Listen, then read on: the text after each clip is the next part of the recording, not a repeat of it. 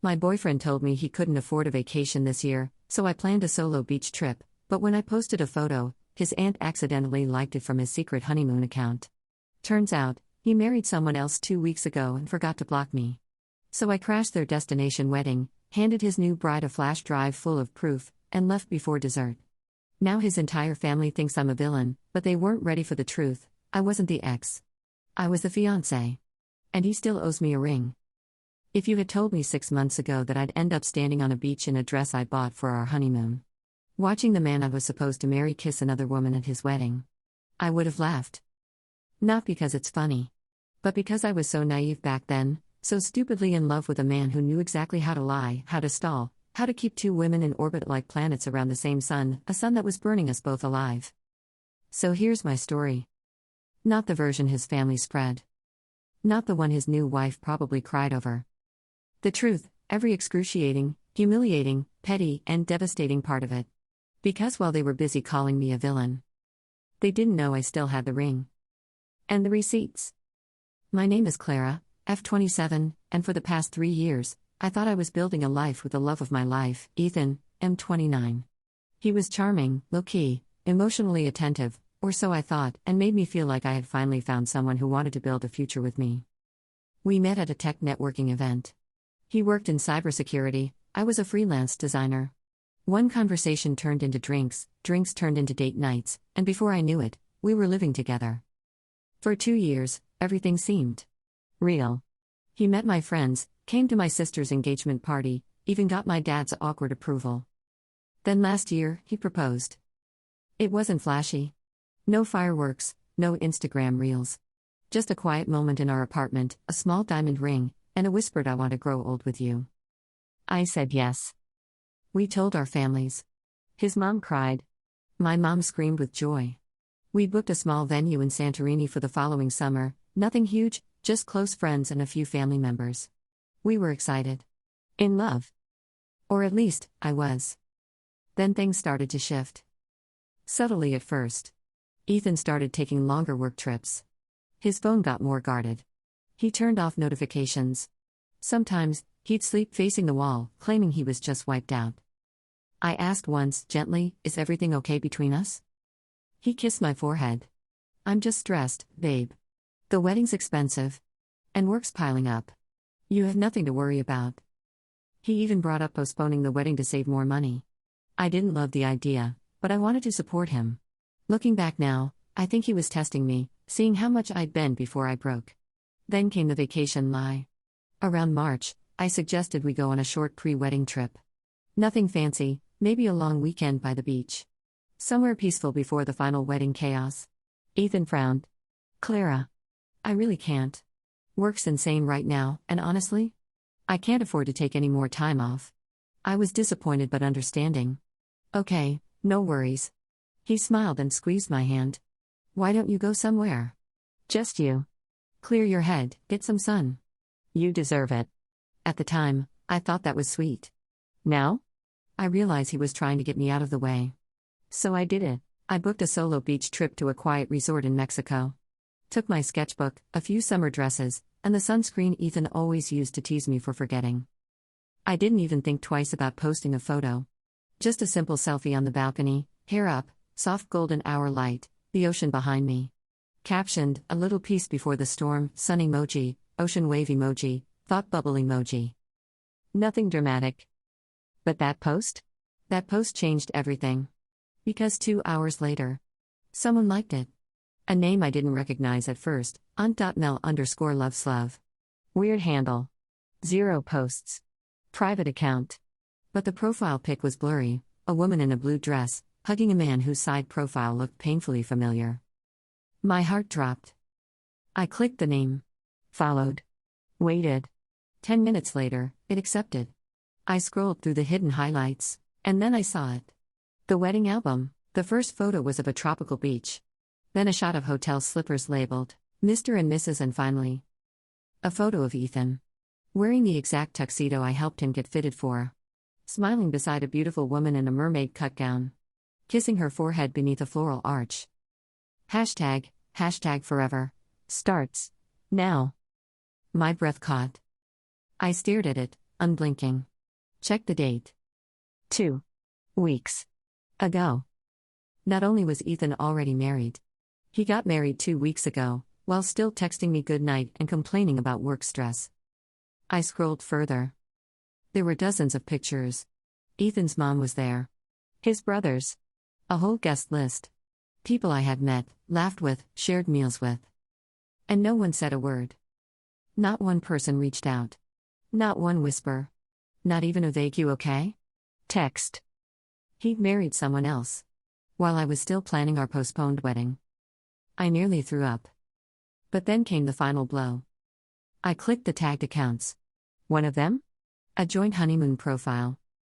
At Ethan. And Live. Forever. And guess what? That was the account that liked my beach photo. He forgot to block me. Or maybe she didn't know who I was. But his new wife's aunt accidentally gave me the breadcrumb that unraveled everything. My hand shook. I took screenshots. Every photo. Every comment. Every hashtag. Then I did something uncharacteristic of me. I got up. I poured a glass of wine. And I started planning my own trip. But this time? I wasn't going for peace. I was going for revenge. I didn't cry. Not when I saw the wedding photos. Not when I scrolled through comments calling them soulmates. Not even when I realized his mom, the woman who hugged me like a daughter last Christmas, was grinning in every photo like she hadn't just betrayed me too. But I did pour myself another glass of wine. Then I opened a folder on my laptop that I hadn't touched in months. A folder labeled Forever Files. Inside it? Venue contracts. Guest list spreadsheets. Ring invoices. Payment receipts. Every single step of the wedding I had spent a year planning. While he was planning another one behind my back. And at the very bottom? A little subfolder marked messages. See, I'm not the kind of person who deletes things. Call it sentimentality.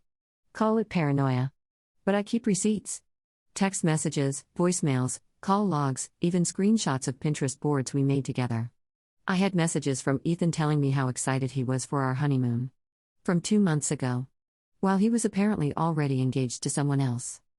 But here's the thing, I wasn't going to use these to cry over. I was going to weaponize them. I spent the next 4 hours curating. I made a presentation, no, really, a full-on digital timeline of our relationship. Photos of us together. Texts with dates. Voice memos of him saying "I can't wait to see you walk down the aisle." Even a short clip from the morning he proposed. I'd filmed it on my phone while crying happy tears. Then I compiled it all onto a sleek little flash drive I'd bought for wedding planning. Ironically, it still had a gold ring sticker on it. I slapped a label on it in Sharpie, "Thought you should know." And then? I booked a flight. Destination, St. Lucia. The resort tagged in the honeymoon profile was exclusive, luxury, and expensive. I emptied my savings without blinking. He thought he'd stolen my vacation? He was about to learn that you don't mess with a woman who's got nothing left to lose, and screenshots to prove it. By the time I boarded the flight, I had my outfit picked. Not a loud, dramatic showstopper, no, that would have made it about me. Instead, I wore white. Not bridal white. A sleek, fitted dress, the one I originally bought for our engagement dinner but never wore. It hugged my figure just right. Elegant. Soft. Controlled. I wasn't there to scream. I wasn't there to fight. I was there to end things. On my terms. I arrived the night before their final wedding dinner, a post-wedding celebration soiree that Ethan's cousin, thanks to the honeymoon egg, had helpfully tagged. I checked into a neighboring resort and walked the property to get my bearings. It wasn't hard to find the event space. Candles. Tulle. Personalized menus that said E+L forever. Gross. The event was scheduled for 6:30 p.m. the next day. So that morning, I wrote a simple note and printed it at the hotel business center. "Hi Liv. I thought you should have this. From one woman to another, timelines matter. Clara." I paperclipped the note to the flash drive. Slid it into a small ivory envelope. No name. No threats. Just truth. That evening, I did my hair in a loose bun. Wore soft perfume. Minimal makeup. At 6:27 p.m., I walked onto the resort grounds like I belonged there. No one stopped me. People were mingling. Laughing. Toasting champagne. Ethan stood by the open bar in a white linen shirt, one hand in his pocket, the other holding a drink. His new wife, Liv, was twirling in a flowy pink dress, beaming as a photographer snapped photos of them dancing. It would have been beautiful if it hadn't been built on lies. I didn't approach them. Instead, I walked straight up to Liv's sister. I recognized her from the Instagram stories, and smiled. "Hi," I said calmly. "Could you give this to Liv? It's important." She blinked, confused. "Ah. Sure. Who are you?" I just smiled again. "She'll understand." Then I turned, walked off the property, and caught a cab back to my hotel. I didn't wait for the explosion. I just let the fuse burn. What happened next? It didn't take long. By the time I got back to my room, my phone had 11 missed calls from Ethan. I didn't answer. The 12th came through with a voicemail. "Clara. What the F did you do? Why would you ruin someone's wedding like that? Are you trying to destroy me? You have no idea what you've done." I played it on speaker. Then I smiled. And deleted it. 2 hours later, I got a DM from Liv. Not a message. A screenshot. It was one of our texts, me and Ethan, talking about baby names we liked, sent just 6 weeks before his wedding. Under it, she wrote, "So you were the fiancé? Not the ex. Got it." That's all she said. No apology. No drama. But it was enough. I flew home the next morning. I didn't cry. I didn't check their profiles. I didn't have to. Because the flash drive had done its job. And the next part of my healing was going to be loud. Very loud. When I got back from St. Lucia, I expected silence. I thought they'd block me, blacklist me, pretend I never existed. That's what cowards do when they get caught, they erase the evidence. But Ethan's family? They didn't erase me. They came for me. It started small. A vague comment on one of my old Instagram posts from his cousin. Some people really don't know how to let go. Then a message from an unknown number. "You should be ashamed of what you did. He's moved on. Why can't you?" And then the group text started leaking. Screenshots forwarded from a mutual friend who still had access to one of Ethan's family chats. In it, I was being called crazy. Obsessed. That desperate ex who couldn't handle rejection. But the worst part? They were calling Liv the victim. Poor girl, having to deal with that psycho on her honeymoon. Can you imagine? Planning the perfect day and some ex shows up with a flash drive like it's a courtroom? They twisted everything. Made it sound like I had barged in screaming and shattered champagne glasses. Like I was some deranged movie villain in stilettos, screaming he's mine. None of them knew the truth. Because none of them bothered to ask. I stayed quiet for a week. Didn't post. Didn't reply. But then, something snapped. I was sitting at my desk, staring at the unused RSVP cards I'd ordered months ago for our original wedding. And I realized, they think silence equals guilt. They think the quieter I am, the more they can twist the story. So I did what any designer with 20 gigabytes of receipts, a perfectly timed sense of vengeance, and a healthy knowledge of Reddit formatting would do. I posted everything. I opened my notes app. Typed a brutally honest, time-stamped summary of our relationship, from the proposal to the double life to the honeymoon discovery. Attached photos. Screenshots. Wedding emails. A selfie of the ring, still in its velvet box. Then I logged into my old Reddit account and posted it to r/2 hot takes with the title. My fiancé told me he couldn't afford a vacation, so I went solo. Turns out, he was on his honeymoon. With another bride. It blew up. Within 48 hours, it had 47K upvotes. Thousands of comments. People begging for updates. Some even recognized the resort and tagged others. Someone said, "Wait, is this about Ethan R?" Another replied, "He used to date my friend." Classic cheater. My inbox exploded. But what really sealed the deal? Liv messaged me. Again. This time, it wasn't passive. She wrote, "I left him. Just wanted you to know." That was it. 7 words. But they felt like thunder. The next day, his mother called me. Yes. His mother.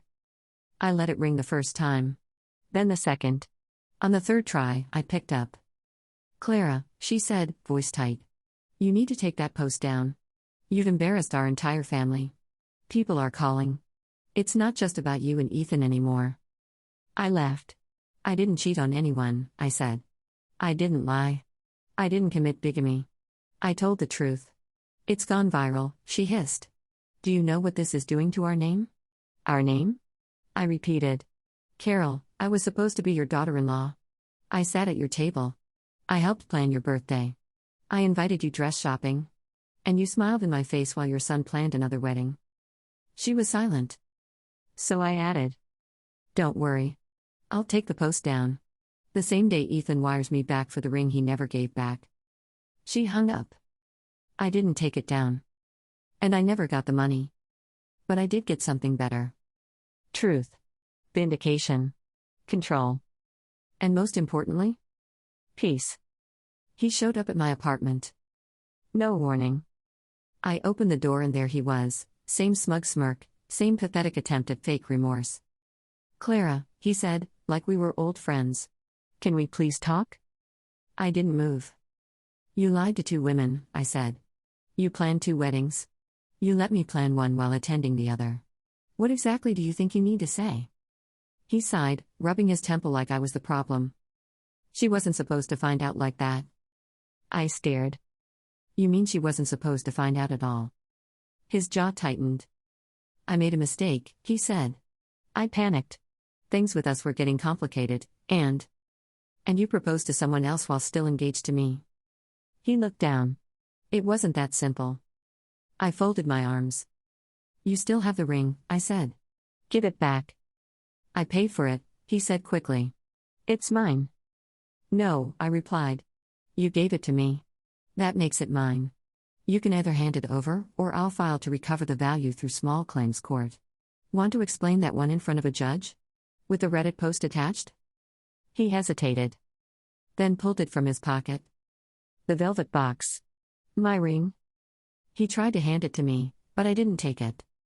Leave it on the step, I said. And don't ever come here again. That night, I did something I never thought I'd do. I messaged Liv. Not to attack her. Not to gloat. Just one line. He dropped off the ring. She replied within 5 minutes. Can we meet? I hesitated. It felt messy. Emotional. Dangerous, even. But something in her tone didn't sound angry. It sounded curious. So I said yes. We met at a quiet coffee shop across town. She showed up alone, no makeup, hair tied up, oversized hoodie, nothing like the glowing beach bride I'd seen in the photos. She looked tired. Like she hadn't slept in weeks.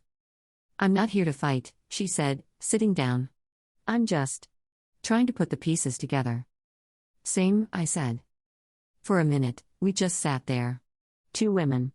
Same man. Same betrayal. Then she asked the question I wasn't expecting. Did you know he proposed to me 6 months ago? I blinked. 6 months? He proposed to me 8 months ago. She froze. Her eyes welled up. I asked him once if he'd been engaged before, she whispered. He said he almost proposed to someone, but she ghosted him. I felt the heat rise in my chest. I didn't ghost him. We were living together. She nodded slowly. Then pulled something from her bag. It was a card. One of my RSVP cards. Unsent. My sister found this in his office drawer, she said. It had your name on it. It was half filled out. She slid it toward me. And there it was. My name. My address. My original wedding date. And in the corner, in Ethan's handwriting. Return after June. Destroy if found. He never intended to marry me. We sat in silence. Finally, I said, I'm sorry he did this to you. She nodded, tears brimming. I'm sorry he did this to both of us. And then, in a moment I'll never forget, she asked. Do you want to get lunch? We did. And after lunch, we went to a local jeweler and sold the ring. Split the money 50-50. $3,400. Enough to hurt. Enough to heal. Enough to close the door. Later that night, I got one last text from Ethan. Hope it was worth it. I didn't reply. Because it was. Please like and subscribe.